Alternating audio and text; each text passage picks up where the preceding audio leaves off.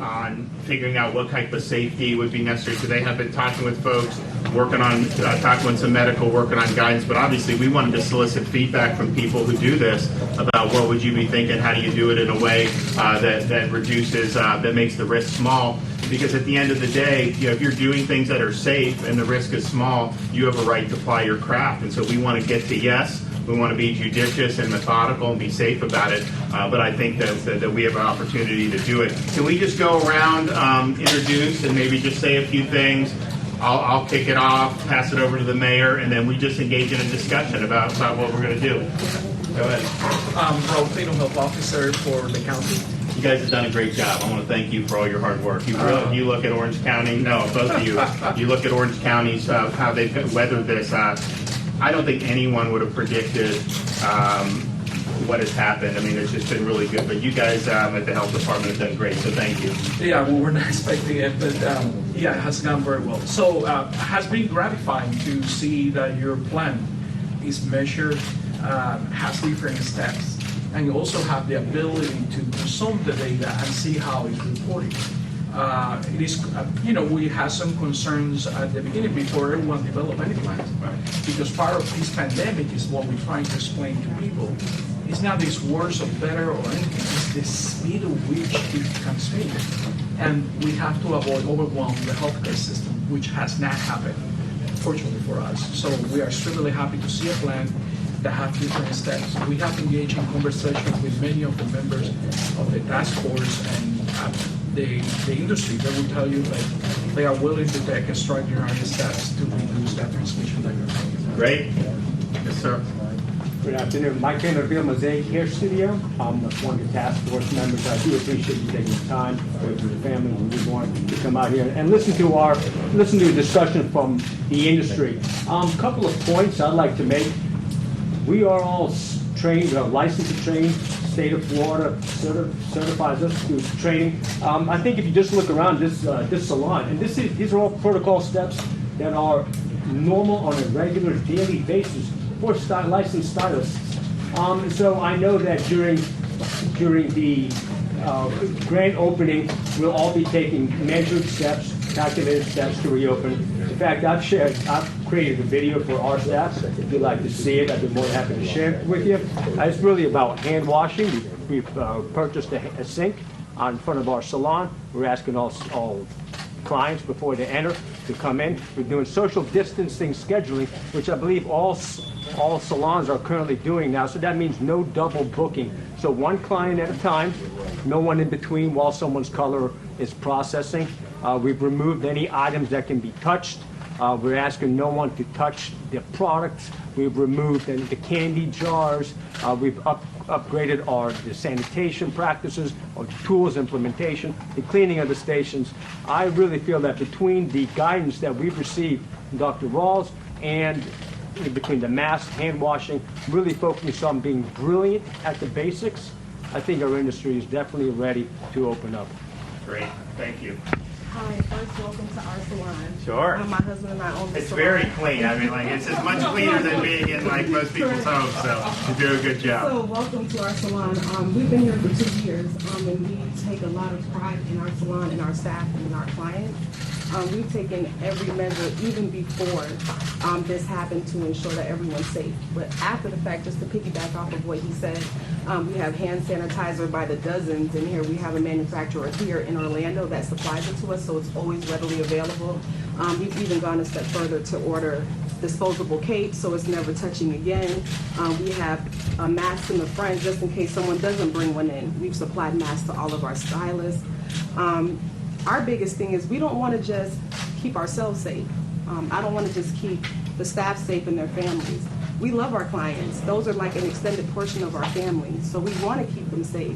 Like you said, we follow sanitization guidelines in order to get your license. So in order to keep it, you want to be able to not get a lawsuit and all this other stuff. You want to make sure that do exactly what you're supposed to do. So we have our stylists in here coming in on a scattered schedule. So not just a full salon, because all of our stations are taken up. We have a Monday, Wednesday, Friday, Tuesday, Thursday, Saturday, one client at a time. And once that client is done, they have to sanitize. We have sanitization at the shampoo bowls. We've even gone a step further. You got contactless soap for their hands, the dryers, even though that's not what we normally do. We want to make sure everyone is safe. We're professional enough to protect ourselves and our clients. We just want the opportunity. We're not getting the help that we need because it's so exacerbated already. We just want the opportunity to help ourselves. And we've been doing this our whole entire career. We just want to be able to continue to do it. Okay, well, thanks for having us. Really appreciate it. Hi. Hi, my name is Mary Jo. I'm the CEO of the MC Spa, and I've been in the Orange County for over 27 years, opened the business here. What happened right now is bring it up to very important for all the licensed who are professional in the what we already been doing professional and get the license, but in the other side, I already tried to put all together with the guideline for even the customer, from the employer. We have a two guideline for what the product that we got, what is the tool, the clean up all the store, and I have everything. I put in the guideline. I will give to you later. It's a little bit about, so you have an idea what is the nail salon make the customer or make their employee or even their community safe. So I put everything in here, and I will get a chance to show you a little bit later what we going to do. When the customer walk into the door, what are you going to do? How do you guide them? How do you talk to them? Walk into, how do you serve it them? Before service, during service, after the service, and with everybody have their different thing to do. The owner, the manager, the receptionist, the worker, technician.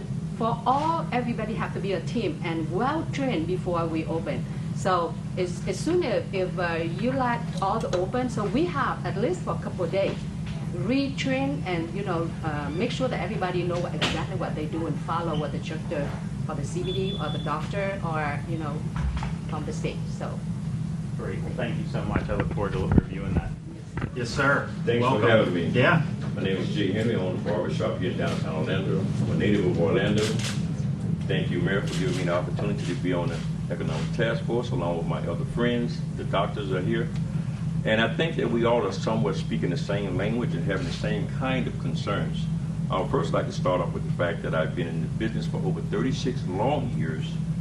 We all in this profession have been trained from day one that we got to be clean and make sure we take care of ourselves, our family, our coworkers, and our clients. One thing that I really, really enjoy about being in this profession, it has to be a gift that was birthed into you before you get into this profession to bring you into the profession, first of all. And once you learn to be clean, safe, and continue to keep your environment safe, that's very, very important. Having said that, most barbers and stylists and nail techs, this is second nature to us, along with all the other type of advice that we're getting from the professionals. It helps enhance the things that we've already done. You know as well that inspectors come in the barbershop and hair salons all the time. We used to this kind of stuff. So having said that, we want to continue to govern ourselves accordingly, do the right thing, get back to work, but get back to work safe. Having said that as well, we want to make sure that, and I can speak for all barbershops and hair salons, getting the professional support or the finances, if you will, that we need. That'll be another conversation later, but we need that so we won't compromise the principles and guidelines that are put in place. Because right now, we're all dealing with this financial setback, if you will, in this profession. So having said that, once you all, as the governor, help empower the business owners in this profession with the support that they need from the government, financial support, with the loans and grants and all these different types of things, it'll kind of help us keep things balanced. Because once we get back to work, we're going to need the money to stay in business because we're in the red, but it'll keep us from forcing people to come in the barbershop so we have a large overcapacity. So I'm sure you kind of somewhat get my point. Yeah. Thank you for having me. Oh, absolutely. Thank you. Well, Governor, let me just welcome you here to Orange County, to the greater Orlando area. You've heard from many of our business owners here.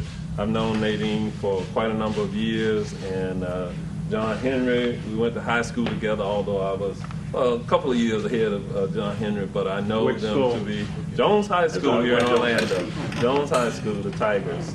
And let me just say that after listening to some of the impassioned pleas from the ownership group here as part of our Economic Recovery Task Force, they convinced me that they were able to open with the right sanitary measures in place, and you've heard them talk about that repeatedly here today. So I do believe that as we balance the reopening with the need for safety in our community, this is one of those areas that I believe they can do it.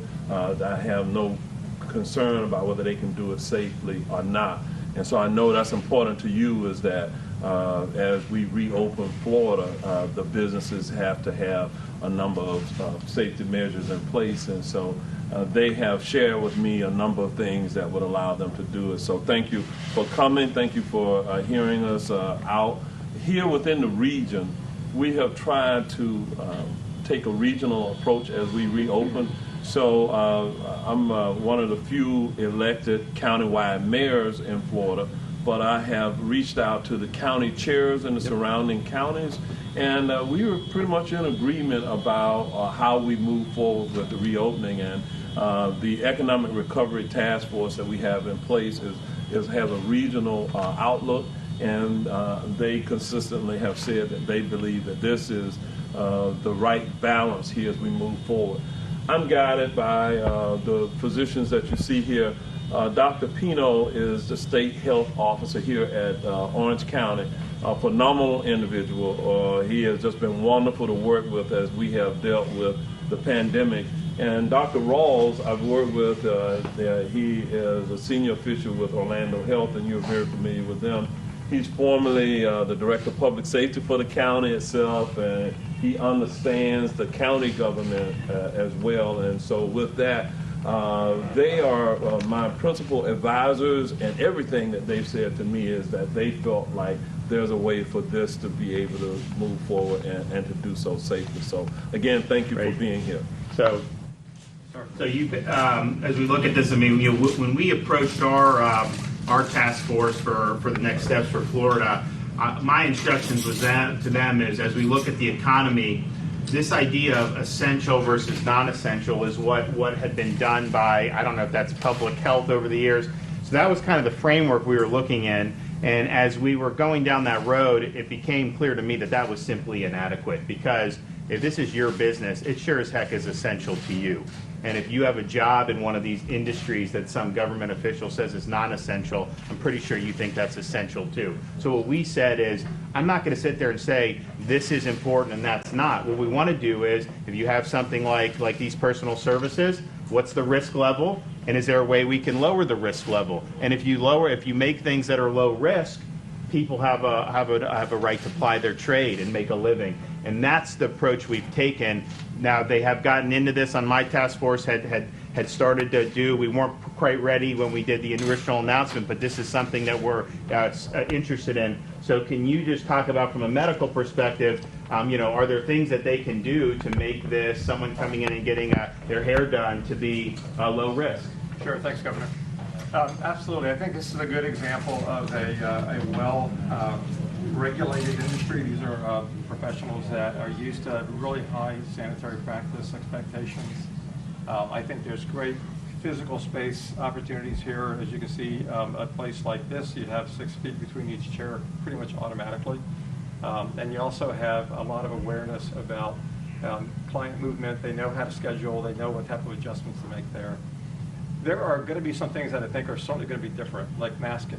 And this could be, we talked about mandatory masking versus expecting people to do that. This might be an environment where you say our clients need to be masked, and they might know that need to know that when they schedule. If you come in for a session, you'll need to wear a mask. This is also maybe an environment we have some additional cleaning and sanitation expectations. We're hearing from Nadine that was already part of the plan. So again, I think a group of business owners that we should expect is going to do the right things, because I think for the most part that's happening every day already. And I just want to add one other thing, Governor, is I think as you and the mayor are making these difficult policy decisions, I think it's important to point out to the patrons of these businesses, they have an expectation too. As community members, we have to be responsible. We should not come to a salon if we're sick. Stay home. If you're asked to wash your hands, wash your hands. If you're asked to wear a mask, understand why they're doing that. They're asking you to help protect them so that they can protect this economy and this community. So absolutely think we can do this safely, and I absolutely agree with the mayor on that. Great. Now, you probably have some clients that are chomping at the bit to get in here, right, I'd imagine? Yeah? The pressure's high. So I think you guys have talked about some stuff. So do you all agree that having the stylist wear facial covering would be fine, and that would be smart, and then you'd also provide that for the client that comes in? I mean, many of them probably already have masks, but if they don't, you think providing that option would make sense? Totally, that's a very common sense approach. Like I've seen several businesses that are still open where they require you to wear a mask going in. This would be no different walking in wearing a mask. So I feel that's very reasonable and doable. And I know plenty of clients that have been sewing masks. They're available on their masks are definitely cloth masks are definitely available to the general public. That don't have to be the big full N90, whatever the high-tech ones are. So clients are wanting to wear masks coming in. Prior to the shutdown, we had already taken lots of precautions and lots of steps as we were kind of gearing up. And clients thanked us. I'm sure you all had clients that thanked you for already stepping up the sanitation levels. In this industry, there's one thing that will really ruin you quickly, and that's online reviews. We all know the power of nobody in this industry wants a terrible Google or Yelp review about inferior sanitation right now. I can guarantee you everyone is doing everything and then some to make sure that when the clients do return, and that we'll all be really ready to go. Do we, because obviously salons are open January, February, most of March, and maybe Dr. Pino, but is there any evidence that there was actually an outbreak that ever emanated from a salon in Central Florida that we know? Not in Orange County. I would like to add that for us, wearing a mask is not optional. Okay. That is our normal, our new normal. Yep. And the fact of the matter is that the old normal, we have to put that aside, and we have to be able to guide our clients to be able to say, this is what's the requirement in this establishment. It's not a choice, because we have other people to protect, not just you. And so the fact of the matter is because these are our babies. It's important to have these things in place anyway. And we have to make sure they do it, because we don't want it to happen again. Our families depend on us. And when you said this is essential, it is essential. And we have essential workers going to work, not looking so essential. You know, they're not looking their best, and that's what we provide. And truthfully, hair salons and barbershops, those are the main arteries of a lot of our communities. And once you cut that, we could bleed out financially, and that's not okay for us. And we don't want to go to someone's home and say, okay, I'll just do you off the grid. I don't want to do that, because that's not the proper example. But what do we do when we're faced between that and feeding our children? No, I get it. And not only that, but I mean, I don't know if you notice, like there'll be people that are like talking heads on TV that'll say, you can't open everything up. And yet they've been doing this for 6 weeks and their hair always looks good. How does that magically happen? So you can't open your shop, but they somehow always have good hair. I mean, I haven't had a haircut in 2 months. Not that that's the important thing, but I mean, I'm coming on like a mullet almost with how much my hair's grown. So like, you know, but somehow people do that. So yeah, no, it's crazy. So in terms of like, obviously, when you come here, people, it's a time to kind of socialize. People see it's a fun time. Barbershops. So how are you going to be able to manage that? Are you going to just limit the entry? Because I imagine normally you'd have some people just kind of hanging out and having fun. There's nothing wrong with that. But if you're trying to reduce density, are you going to do, like at the barbershop, just appointments? Are you going to have people wait outside if they're waiting? How have you thought about that? Well, see, the plan is, I thought about just like the driver's license office. I have a sign-in list, have a person sign in with their cell phone. Once they come to the barbershop, if they're sitting out in their car, we can text them or call them and say, hey, it's your time. They can come on in the barbershop and get their hair cut and keep it moving. Because one thing we want to keep in mind, saving lives is more important to me and all of us than making money.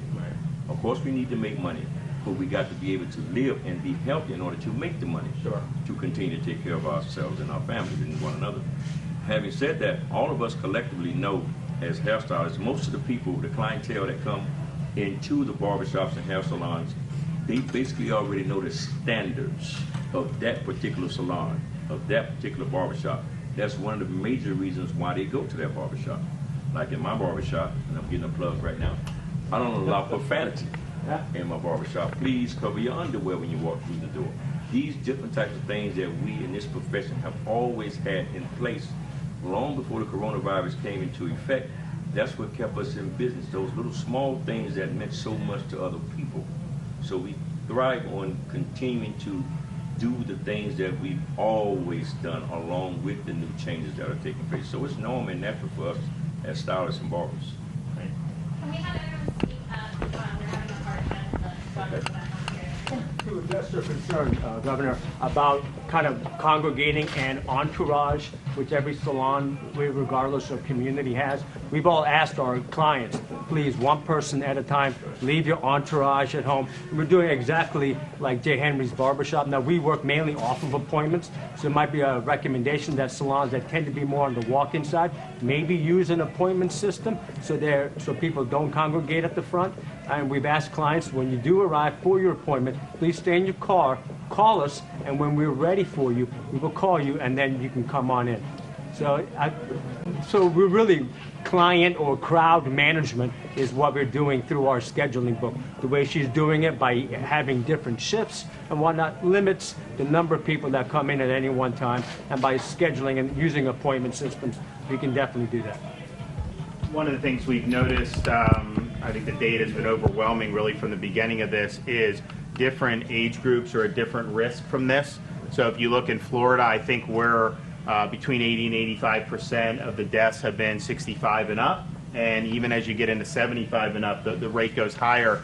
So is there a need to do anything special for seniors, or do you think the same procedures would just work across the board? And I'm not saying you would need to do anything special, because I think what you're doing seems like it would be safe, but it's just something we probably need to think about. I definitely think that is something that's imperative. So even though we're normally closed Sunday and Mondays, those would be the days to be able to say, listen, these are the days we're going to cater to only you. Yeah. Because they're important. Those are our grandmothers, our parents, our great-grandmothers. Those are people that I love. And so it's important to take care of them. I was raised to take care of my elderly, and so that's just what it is. It's going to be a sacrifice for everyone. So it's like he said, it's not just about the money. We care about our clients and anyone that's underneath our roof. And so the standard is Sunday and Monday, that's your day. Come in here and get taken care of, because you want to be beautiful too. You want to get your hair cut too. Our clients are, my phone is ringing off the hook. And it's my elderly client. When can I come in for my roller set? And so you want to be able to do it. You just have to be able, just like any other store is taking care of them. We don't want them to be ran over. We want them to be taken care of. So, Nadine, let me ask you this. Sure. At what age would you start the seniors at? Is that like 60? That day seems like it would be anyone that is, first of all, pre-existing conditions would be those people that we would assume along with the people that are elderly. Sure. So if someone is younger and they may have gray hair like myself, you know, they can come in as well. Right. But I'm assuming that anything that collects AARP. Okay. I think that's smart what you're thinking about doing, because I mean, just the bottom line is, you have somebody, you know, I'm 41 like me. If I were to get it in a barber shop, it's not, the risk for me is low, but then it would be, I may not even know I have it, and then if I pass it along to someone in one of the at-risk groups, and obviously we're taking the social distance, but just generally speaking, if you have somebody in that, when you have somebody who's in the at-risk group, then obviously if they were to get it themselves, we're not as, it's not like they're going to transmit it as the big fear. It's what will happen to them. So I think that's a great idea, and that may be some type of best practice that we could think about going. You were going to say? That's exactly. A lot of these issues that you're bringing up can be addressed literally by proper scheduling. And I know a lot of salons, we are obsessive about our book, our scheduling, because nobody wants to feel the pressure of having so salons are used to client management and scheduling, and in this case we're dealing with the at-risk. We know who our clients are, we know who the elderly are, who are at-risk clients, and we've had a relationship with them. We know their life history, we know their drama. The reason they're 6 feet is not for social distancing, it's so the other person doesn't hear the drama that's going on, right? So salons have already policies in place to account for anyone who is at high risk. And of course, we love our clients, and we would do anything like opening up on days off to accommodate them. Great. So is there anything else we're missing, or what else do you think we need? Because I think what we'd like to do is, obviously this has been helpful. We'll take your recommendations. I've had folks working on this as well. We'll talk with the mayor about any other folks that he's had that's been helpful, and try to get a set of best practices, and maybe we'll run it through the cosmetology board or the barber board, and if it vets and it's safe, then I think we have a responsibility to get the yes on this stuff. And at the end of the day, we need to go ahead safe. I mean, our mantra is safe, smart, step by step, be very methodical, data driven, but having healthy small businesses is important to be able to fight any health problems, because if the society's not functioning, our ability to deal with this is not going to be as strong. You also have all kind of other health. I mean, this virus is not the only health issue that we deal with as our society. I mean, we have mental health. We have other things. We have fear that's permeated our society, such that people have significant heart pains, stroke symptoms. They're not even going into the hospitals now because they're scared they're going to get the virus and die, when the heart is much more of a risk for them. So I think it's obviously we want you guys to be able to be solvent and be successful again. But then I just think also just having things like this, I think confidence, people see, oh yeah, you're able to go in and get your hair cut again. It's a step towards a more healthy society. So I think it's important that we deal with this. I think we're going to deal with it in a way that's safe, of course, but I think we've got to. We are very creative people in Florida. Don't tell me we can't figure out a way to do things safely. And I know you all are committed to that. Yes, sir. I just want to continue to add this because I've got a lot of questions about this. And it sounds like a broken record coming from me, but I got to talk about it because it's on my mind and a lot of people's mind that I know. Small business owners that apply for the PPP loans and grants and stuff, none of us have heard anything. Okay. Anything. And I think it's very, very important that we don't overlook this. Going back to work is great because that's what we've always done, all of our careers.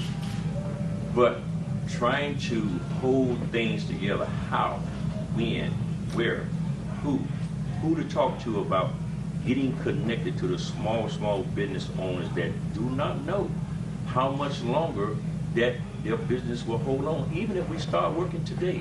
Right. If you lift the ban today, hey guys, you guys can go back to work today. Yeah. But I know the silent echo of what am I going to do with all these bills that are piled up since I've been out of work.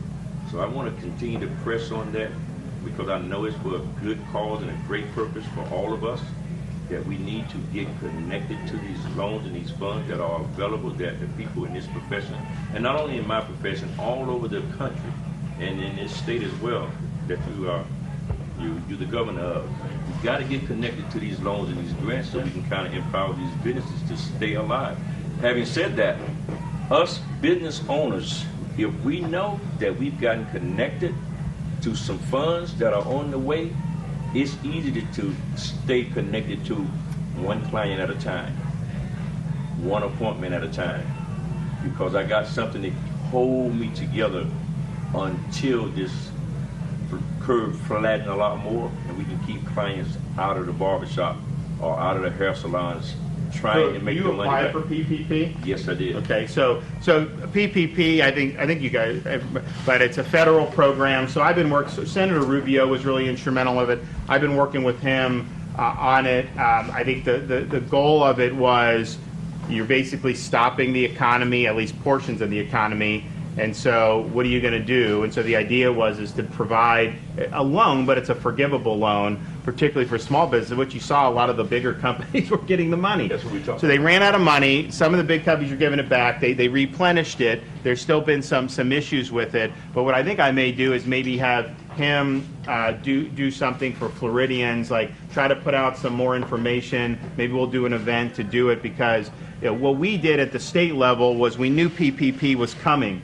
The Congress was talking about it, but we did a $50 million bridge loan program. Now, under the law, I can't just forgive that, but it's an extremely low interest loan, very flexible. And that, people took that. I mean, we ran out of money on that, and so we're going to see after PPP is exhausted, if we need to do something at the state level, I mean, I want to do it.